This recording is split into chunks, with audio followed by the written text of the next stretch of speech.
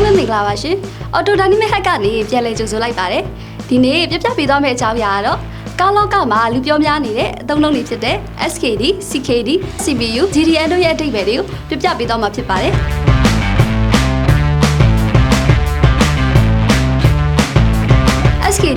SKD ဆိုတာကတော့ Semiconductor မူလနိုင်ငံမူလစက်ရုံမှာထုတ်လုပ်တဲ့ကားစိတ်ပိုင်းတွေကိုတခြားစီတည်လာပြီးမြန်မာနိုင်ငံရောက်မှပြန်လည်သက်ဆင်တဲ့ကားတွေကို SKD လို့ခေါ်ပါတယ်။ဥပမာလူစီးများရဲ့ထဲကပြောရရင် Suzuki Swift, Suzuki Sea, Suzuki Ertiga နဲ့ Hyundai Accent တို့ပဲဖြစ်ပါတယ်။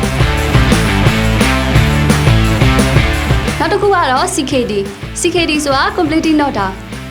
ကားစိတ်ပိုင်းတွေကိုမြန်မာနိုင်ငံအတွင်းမှာပဲကိုယ်တိုင်သက်ဆင်ပြီးကိုယ်တိုင်ထုတ်လုပ်တဲ့ကားတွေကို CKD လို့ခေါ်ပါတယ်။ Suzuki Carry ကတော့ CKD အနေနဲ့လည်းထုတ်လုပ်ထားတာတွေ့ရပါတယ်။နောက်တစ်ခုကတော့ CPU Completely Fit မူလနိုင်ငံကနေအပီးစီးသက်ဆင်ထားပြီးသားကားတွေကိုမြန်မာနိုင်ငံတွင်းသုံးဖို့အစည်းလိုက်တင်ပို့လာတဲ့ကားတွေကို CPU လို့ခေါ်ပါတယ်။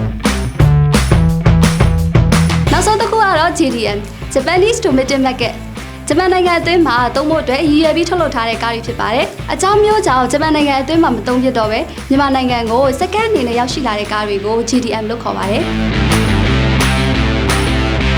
လူကြီးမင်းတို့စီးနေတဲ့ကားရော SKD လား CKD လား CPU လား GDM လားဘယ်မျိုးစားရည်ထဲမှာပါပါလဲ